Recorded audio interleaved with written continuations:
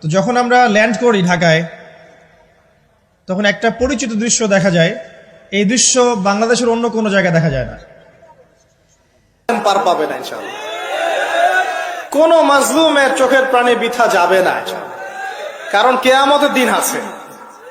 এটা হচ্ছে মাজলুম আর জালেমের জন্য হতাশার দিন। কিয়ামতের দিন না থাকতো তাহলে সমস্ত খুনি, ব্যভিচারী, ধর্ষণকারী, জালেম, ফাসেক, আল্লাহদ্রোহী সবাই পার পেয়ে যেত না। আল্লাহ পাক পার দিবেন না বলেই কিয়ামতের দিন রেখেছেন। ছোটবেলা আমরাও মনে করতাম যে মানুষের জন্ম নিয়েছে, কি ভুলটা করলাম, হিসেব নিকেশ, জান্নাত জাহান্নাম, কত সমস্যা। যত দিন যাচ্ছে বুঝতে পারছি যে ভাগ্যিস কিয়ামতের দিন বলে একটা দিন আছে, না হলে জালেমের এই জুলুমের কোনো বদলা হতো না, আর মাজলুম তার অধিকার ফিরে পেত না। তো 50,000 বছরের সমান ওই দিন মানুষ অস্থির হয়ে যাবে এই কারণে যে বিচার শুরু হচ্ছে না কেন। একবার আদম আলাইহিস সালামের কাছে দৌড় দিবে, একবার নবী নূহ, একবার মূসা, একবার ঈসা, একবার ইব্রাহিম, সবাইকে রিকোয়েস্ট করবে মানুষ দলে দলে গিয়ে যে আল্লাহকে বলেন অ্যাটলিস্ট বিচারটা যেন শুরু করেন। অপেক্ষা করা কাজটা কষ্টকর না ভাই? কারোর জন্য অপেক্ষা করা কষ্টকর না? অপেক্ষা করতে করতে ঘামে একদম গলা পর্যন্ত ডুবে যাবে। আল্লাহ পাক হেফাজত করুন আমাদেরকে। ওই 7 শ্রেণীর মানুষের মধ্যে আল্লাহ পাক আমাদেরকে আশ্রয় দান করুন, আল্লাহুম্মা আমিন। এরপরে যেটা বলছিলাম যে এই 50,000 বছরের সমান দিনে একজন ব্যক্তি আপনার আমার জন্য সুপারিশ করবে, তার নাম কি? এবার হাত উঁচু করেন, কতজন আপনাদের মধ্যে ওই ব্যক্তির সাল্লাল্লাহু আলাইহি ওয়াসাল্লাম তার জীবনী পড়েছেন জীবনে একবার? অনেস্টলি বলবেন, সততার সাথে হাত নামান। এবার চিন্তা করেন, এই যে আমরা স্লোগানগুলো দেই যে আল কোরআনের আলো ঘরে ঘরে জালো, নারায়ে তাকবীর, আল্লাহু আকবার, স্লোগান দেই না অনেক? বাস্তবতা স্লোগানের মধ্যে পার্থক্য নাই? যখন আপনি দেখবেন প্রতিটা যুবক বা প্রত্যেক ব্যক্তি আমাদের সমাজের মধ্যে নবী সাল্লাল্লাহু আলাইহি ওয়াসাল্লামের জীবনী সম্পর্কে ভালো ধারণা রাখে, কুরআনুল কারীম মাশাআল্লাহ তেলাওয়াত করতে জানে, কোরআনের অর্থ বোঝার চেষ্টা করে, মাশাআল্লাহ হকপন্থী আলেম ওলামাদের কাছে যায়, আত্মশুদ্ধি অর্জন করে, হালাল খায়, পারিবারিক আদর্শ সুন্দর করে গড়ে তোলার চেষ্টা করে, ন্যায়ের পথে থাকে, অন্যায় করে না, তখন অটোমেটিকলি কোরআনের আলো ঘরে ঘরে জ্বলবে না? তাহলে মূল কাজটা কি আইওয়াশ এবং শোডাউন করা, না মূল কাজ করা? মূল কাজটা কি?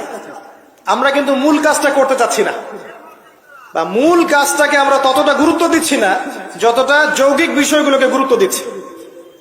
আর এই কারণে দীর্ঘদিন থেকে দেখছি যে উম্মার অবস্থা মোটামুটি অপরিবর্তনীয় আছে, বরং দিন দিন ডে বাই ডে আস্তে আস্তে অধঃপতন হচ্ছে। আপনি হয়তো প্রশ্ন করতে পারেন আমার দিকে আঙ্গুল তাক করে, কে বললো আপনাকে অধঃপতন হচ্ছে? আমরা তো দেখছি উন্নতি, অগ্রগতি আর প্রগতি।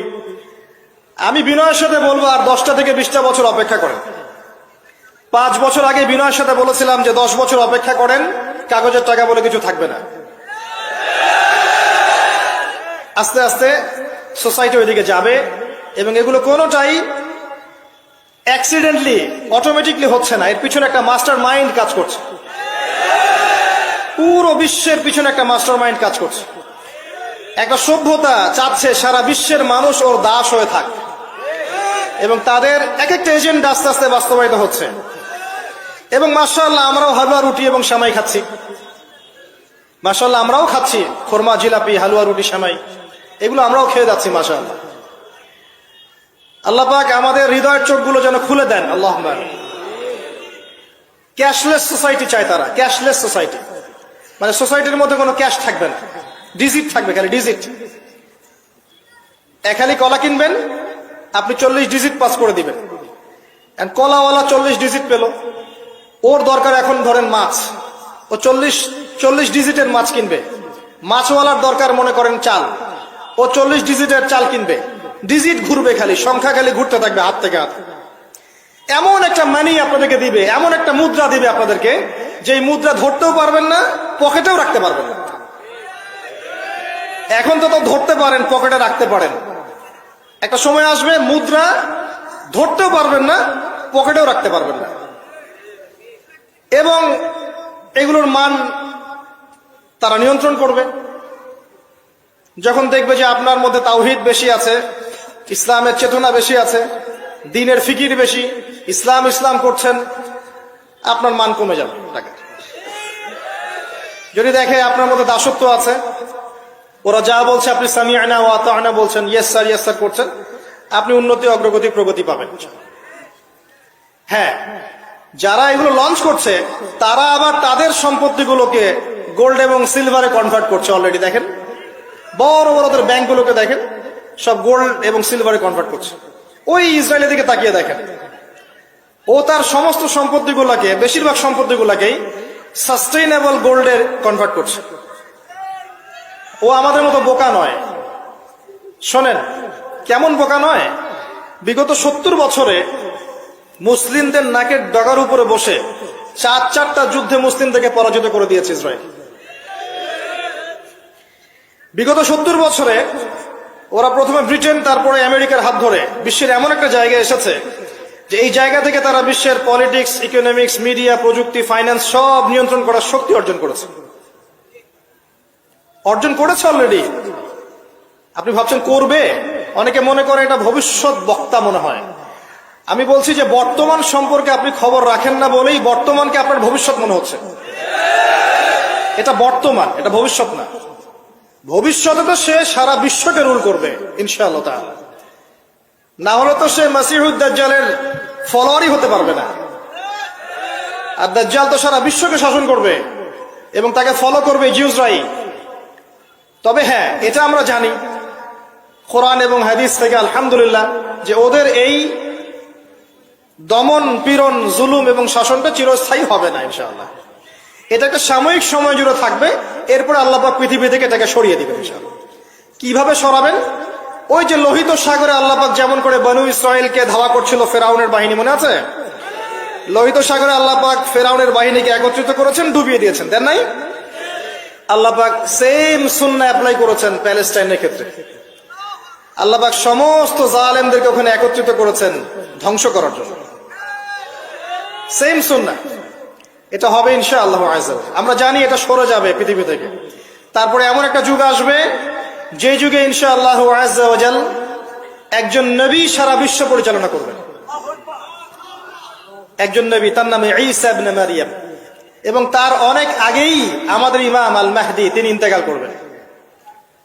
মনে রাখবেন, শেষ জামানার সবচেয়ে ভাইটাল চরিত্র ইমাম মাহদি নয়।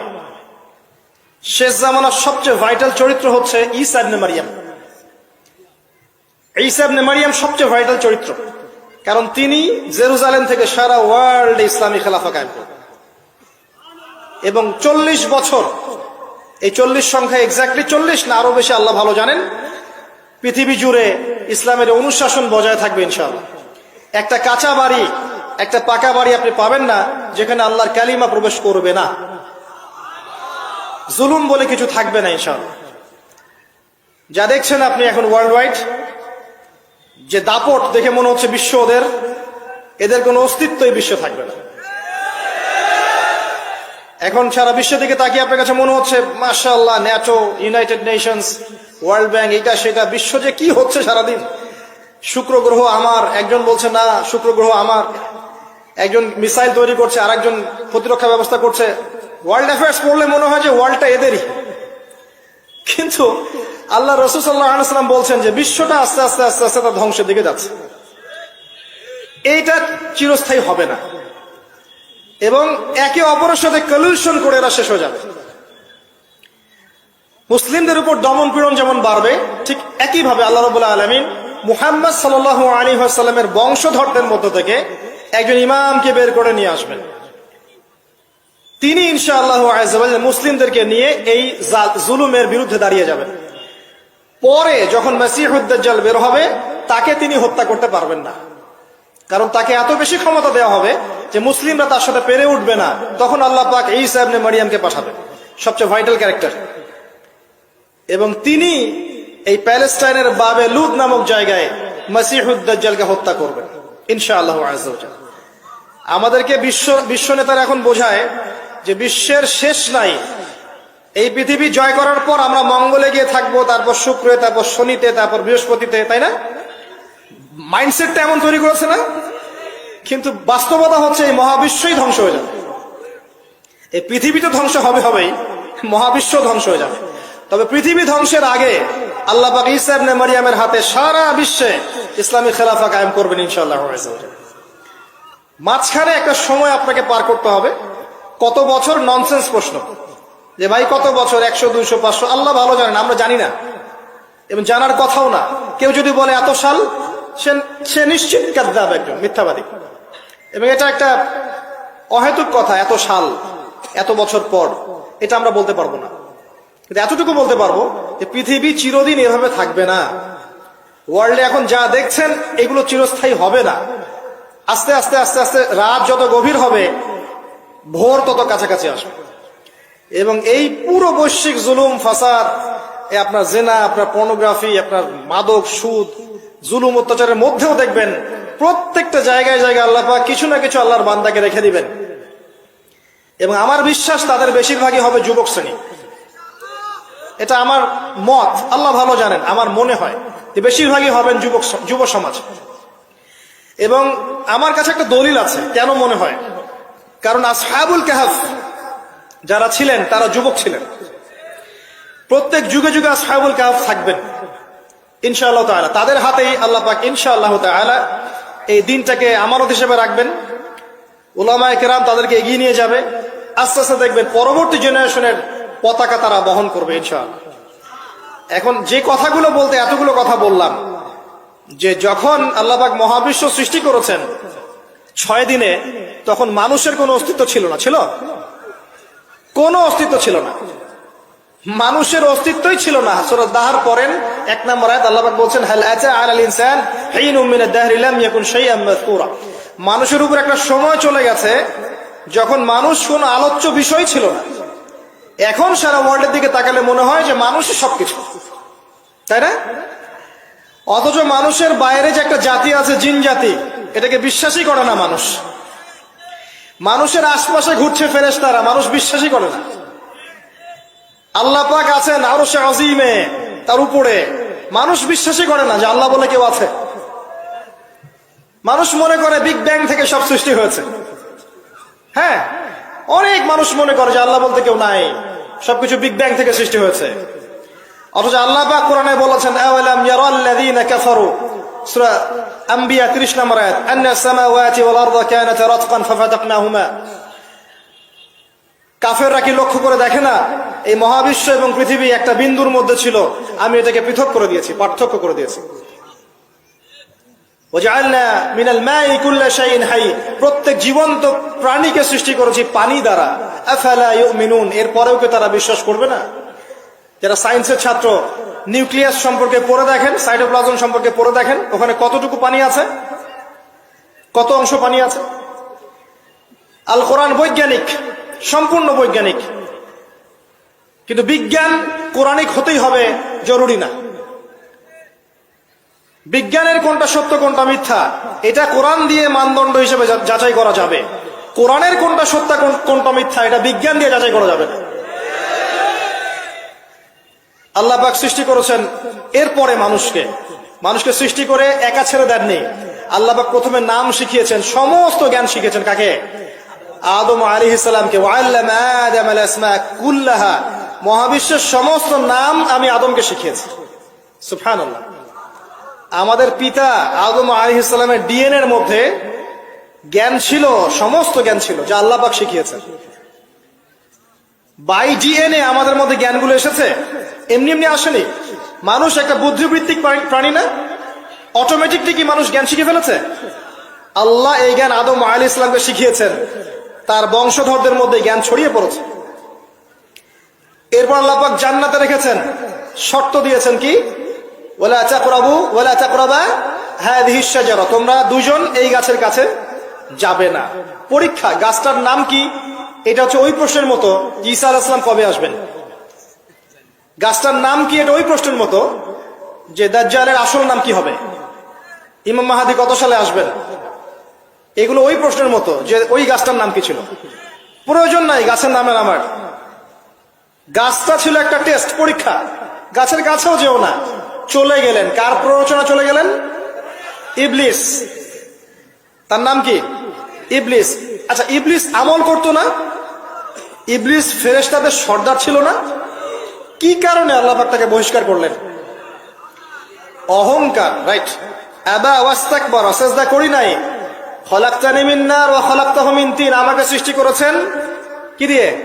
আগুন। তাকে সৃষ্টি করেছেন মাটি। এটাকে বলে আত্ম অহংকার, ইগো। মনে রাখবেন, আপনার যত বড় সার্টিফিকেট থাকুক, কেমব্রিজ থেকে, অক্সফোর্ড থেকে, হার্ভার্ড থেকে বা দারুল উলুম থেকেই, যদি আপনার কাছে অনেক বড় বড় সার্টিফিকেট থাকে কিন্তু মনের মধ্যে অহংকার থাকে, আপনার মনের মধ্যে নূর আসবে না। যদি আসতো তাহলে ইবলিসের মনে আসতো। তার জ্ঞানের কোনো কমতি ছিল না। ওয়াস্তাকবার, সে অহংকার করেছে। আর অহংকার কাকে বলে? বাতরুন নাস, বাতরুল হক ওয়া গমতুন নাস, সত্যকে প্রত্যাখ্যান করা এবং অন্যদেরকে ছোট করা, আন্ডার এস্টিমেট করা। আর আমাদের সংস্কৃতি এখন হচ্ছে অন্যকে আন্ডার এস্টিমেট করা। আমাদের চরিত্রই হয়ে গেছে এমন, গীবত, তোহমত, অপবাদ, সমালোচনা, কাদা ছড়াছড়ি, চুল ছেঁড়াছেড়ি, এগুলোই সংস্কৃতি। যতক্ষণ আমরা এই কাজগুলো করতে থাকি ততক্ষণ ওই যে ইসরায়েল, সে আরো 10টা মিসাইল বানিয়ে ফেলে। এই জন্যই বলি যে আমরা মাঝে মাঝে জিলাপি খাই, খোরমা খাই। তো যখন আমরা ল্যান্ড করি ঢাকায়, তখন একটা পরিচিত দৃশ্য দেখা যায়। এই দৃশ্য বাংলাদেশের অন্য কোনো জায়গায় দেখা যায় না। সেটা হলো বাক্সে বাক্সে বন্দি জীবন। উঁচু উঁচু কিছু ইমারত দেখা যায়, ইট কাঠ পাথরের কিছু ইমারত, ছোট ছোট বাক্সের মতো, আকাশ থেকে বাক্সের মতো লাগে দেখতে। তো এই যে বাক্সে বাক্সে বন্দি জীবন, এই দৃশ্যটা ঢাকাতে আসলে দেখা যায়। দেখুন, রাসূলুল্লাহ সাল্লাল্লাহু আলাইহি ওয়াসাল্লাম, একটু মনোযোগের সাথে শুনতে হবে। যখন আমরা ল্যান্ড করি তখন কি দেখি? দেখি হাইলি কনস্ট্রাক্টেড বিল্ডিংস। ঢাকায় আমরা দেখি হাইলি কনস্ট্রাক্টেড বিল্ডিংস। আজকে থেকে 200 বছর আগে এমন দৃশ্য কেউ দেখেছে কিনা আমার জানা নাই। তবে একটা হাদিস থেকে আমি আলোচনা শুরু করি, তাহলে বুঝতে পারবেন। নবী সাল্লাল্লাহু আলাইহি ওয়াসাল্লাম মসজিদে বসে আছেন, মসজিদের মধ্যে, নববীর মধ্যে, এবং হাদিসটা তার ইন্তেকালের অল্প কিছুদিন আগের হাদিস। এটা প্রারম্ভিক সময়ের হাদিস নয়, শেষের দিকের হাদিস। কোরআনের যেমন শানে নজুল আছে, হাদিসেরও কিন্তু শানে নজুল আছে। ঠিক আছে? কোরআনের যেমন শানে নজুল আছে, এক একটা আয়াত এক একটা প্রেক্ষাপট এসেছে, নাজিল হয়েছে, ঠিক একইভাবে হাদিসেরও কিন্তু শানে নজুল আছে। নবী সাল্লাল্লাহু আলাইহি ওয়াসাল্লামের জীবনের শেষের দিকের হাদিস এটা। তিনি মসজিদে বসে আছেন, একজন ব্যক্তি মসজিদে প্রবেশ করলেন, শুভ্র সাদা কাপড় পরিহিত, ধবধবে সাদা, অতি উত্তম কাপড়, পরিচ্ছন্ন, প্রবেশ করলেন এবং রাসূল সাল্লাল্লাহু আলাইহি ওয়াসাল্লামের হাঁটুর সাথে হাঁটু লাগিয়ে বসলেন। ঠিক আমরা যেমন আত্তাহিয়াতু পড়ার সময় যেভাবে বসি নামাজে, এভাবে। আমার কথা কি বুঝতে পারছেন? আচ্ছা, এবার নবী সাল্লাল্লাহু আলাইহি ওয়াসাল্লামকে তিনি ব্যাক টু ব্যাক 4টা প্রশ্ন করছেন। 1 নম্বর বলছেন, ইয়া মুহাম্মদ, হে মুহাম্মদ সাল্লাল্লাহু আলাইহি ওয়াসাল্লাম, আখবিরনি আনিল ইসলাম, আমাকে ইসলাম সম্পর্কে বলুন। নবীজি বললেন, ইসলাম হচ্ছে কালিমা, আল্লাহ এক সাক্ষ্য দেয়া, নবী মুহাম্মদ সাল্লাল্লাহু আলাইহি ওয়াসাল্লামকে সর্বশেষ রাসূল সাক্ষ্য দেয়া, সালাত কায়েম করা, যাকাত দেয়া, রমাদান মাসে সওম রাখা এবং সামর্থ্য হলে হজ করা, এই হলো ইসলাম। তিনি বললেন, সাদাকতা, আপনি সত্য বলেছেন। ওমর রাদিয়াল্লাহু আনহু বলছেন, ফাআজিবনা লাহু ইয়াসআলুহু ওয়া ইউসাদ্দিকুহু, আমরা তার প্রশ্ন শুনে অবাক হয়ে গেলাম। সে নিজেই প্রশ্ন করছে, নিজেই আবার সত্যায়ন করছে। যে প্রশ্ন করছে সে তো জানার জন্য প্রশ্ন করছে। ছাত্র যদি ওস্তাদের কাছে প্রশ্ন করে যে ওস্তাদ এটা কি, ওস্তাদ বলে এটা এই, তখন সেই ছাত্র যদি বলে যে আপনি সত্য বলেছেন, তার মানে এই ছাত্র আগে থেকে উত্তরটা জানতো, তাই নয় কি? তার মানে এই প্রশ্ন করে আগে থেকেই জানে যে উত্তরটা কি হবে। তো দ্বিতীয় প্রশ্ন করছেন তিনি, বলছেন, আখবিরনি আনিল ঈমান, ঈমান কি, আমাকে ঈমান সম্পর্কে বলুন। নবী সাল্লাল্লাহু আলাইহি ওয়াসাল্লাম বলছেন, ঈমান হচ্ছে 6টা বিষয় বিশ্বাস করা। তুমিনা বিল্লাহ, আল্লাহ বিশ্বাস করবে, ওয়া মালাইকাতিহি, তার ফেরেশতা মণ্ডলীর প্রতি, ওয়া কুতুবিহি, তার সমস্ত আসমানি কিতাবের প্রতি, ওয়া রুসুলিহি, তার সমস্ত রাসূলগণের প্রতি, ওয়াল ইয়াউমিল আখির, পরকালের প্রতি, ওয়াল কদরি খায়রি ওয়া শাররি, তাকদীরের ভালো মন্দের প্রতি। এই 6টা পিলারে বিশ্বাস করলে আপনি মুমিন হলেন। প্রশ্নকারী বলছে সাদাক্তা, আপনি সত্য বলেছেন। আবারও তৃতীয় প্রশ্ন করছেন, আখবিরনি আনিল ইহসান, হে মুহাম্মদ সাল্লাল্লাহু আলাইহি ওয়াসাল্লাম আমাকে ইহসান সম্পর্কে বলুন, ইহসান কি জিনিস? নবী সাল্লাল্লাহু আলাইহি ওয়াসাল্লাম বলছেন ইহসান হচ্ছে আন তা'বুদাল্লাহা কাআন্নাকা তারাহ, তুমি এমন ভাবে আল্লাহর ইবাদত করবে যেন তুমি আল্লাহকে দেখতে পাচ্ছ। ওয়া ইল্লাম তাকুন তারাহু ফাইন্নাহু ইয়ারাক, যদি তুমি আল্লাহকে দেখতে না পারো জেনে রাখবে আল্লাহ ঠিকই তোমাকে দেখছেন। এই আল্লাহ কনসিয়াসনেসের নাম হচ্ছে ইহসান। কি নাম?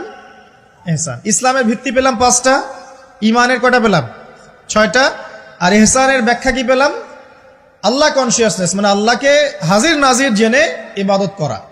কেউ যদি আল্লাহকে হাজির নাজির জেনে ইবাদত করে সে কিন্তু পাপ করতে পারবে না, তার নামাজে মনোযোগ কিন্তু ডানে বামে যাবে না ইনশাআল্লাহ।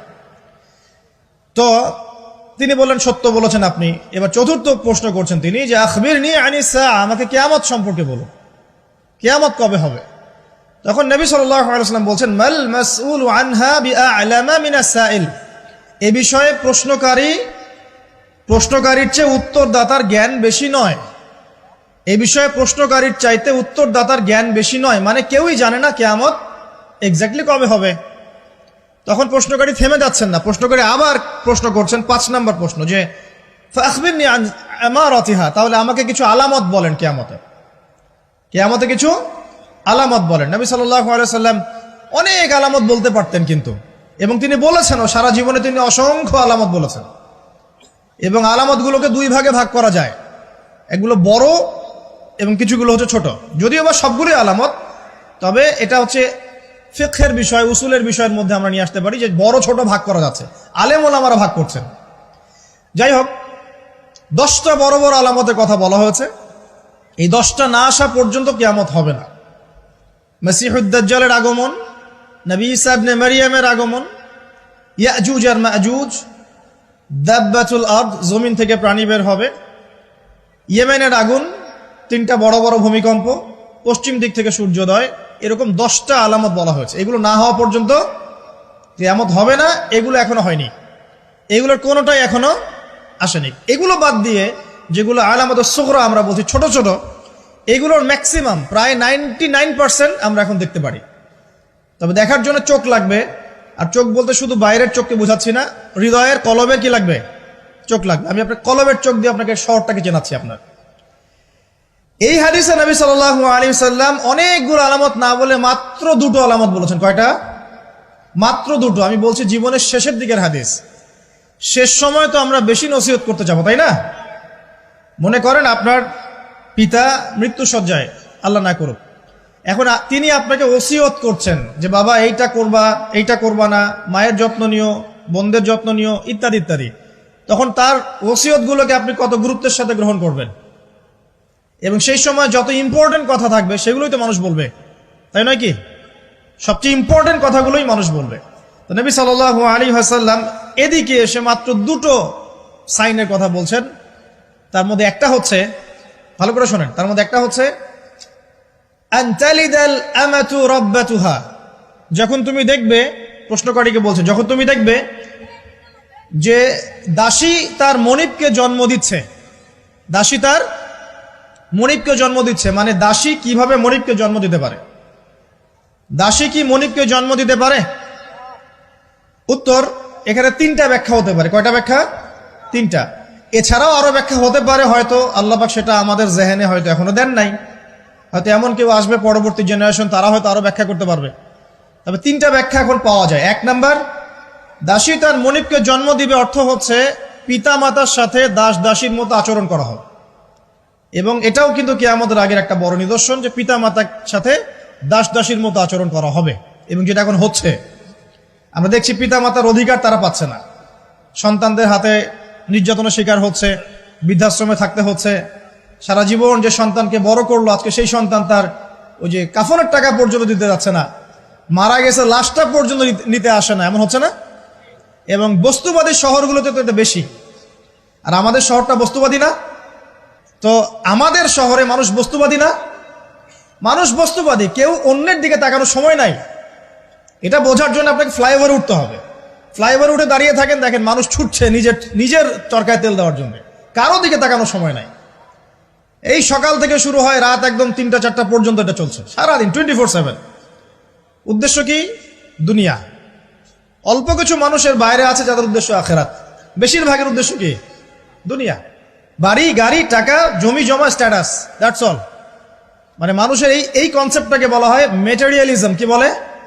মেটেরিয়ালিজম মানে বস্তুবাদিতা। কি বলে? কথা বলেন। বস্তুবাদিতা। এই বস্তুবাদী সভ্যতা কারা ছিল? ওই যে পশ্চিমারা, ইউরোপিয়ান সিভিলাইজেশন, এরা সবাইকে বস্তুবাদিতা শিখিয়েছে। মুমিনের চিন্তা থাকে পরকাল কেন্দ্রিক, যে কাজে পরকালের স্বার্থ আছে আমি সেই কাজ করব, যেই কাজে পরকালের স্বার্থ নয় আমি করব না। এটা মুমিনের চিন্তা। আর কাফের মুশরিক, বেদিন, ফাসেক, মুনাফিকদের চিন্তা হচ্ছে যেখানে দুনিয়ার স্বার্থ ওখানে থাকবো, দুনিয়ার স্বার্থ নাই থাকবো না। এই যে দুনিয়ার স্বার্থে মানুষের সারাটা জীবন ক্ষয় করে দেয়া, এর নাম বস্তুবাদিতা, মেটেরিয়ালিজম বলে এটাকে। যাই হোক, আমাদের শহরের বেশিরভাগ মানুষ কি বস্তুবাদী না? এখন সবাই দেখবেন, আমি বুঝাচ্ছি, আমি যতটা পারছি সহজ করার চেষ্টা করছি। ম্যাক্সিমাম আমাদের শহরের মানুষ এখন বস্তুবাদী। সবার চিন্তা একটাই, দুনিয়া, দুনিয়া আর দুনিয়া। যে দুনিয়া সম্পর্কে নবী সাল্লাল্লাহু আলাইহি ওয়াসাল্লাম বলেছেন, একটু শোনেন। যে মনে করেন এটা একটা মহাসাগর, নবী সাল্লাল্লাহু আলাইহি ওয়াসাল্লাম বলছেন এখানে একটা আঙ্গুল ঢুকিয়ে দাও, দিয়ে বের করো। এই আঙ্গুলে যতটুকু পানি আছে এটা দুনিয়া, আর এই পুরো মহাসাগরে যত পানি আছে এটা পরকাল। একদিন সাহাবীদেরকে নিয়ে নবী যাচ্ছেন সাল্লাল্লাহু আলাইহি ওয়াসাল্লাম, একটা মৃত গাধা বা বকরির বাচ্চা পড়ে আছে, মৃত গাধা বকরির বাচ্চা। সাহাবীদেরকে বলছেন, হে আমার সাহাবীরা, তোমরা কি এই বকরির বাচ্চাটাকে 1 দিরহামের বিনিময়ে কিনতে চাও? কিসের বিনিময়ে? 1 দিরহাম।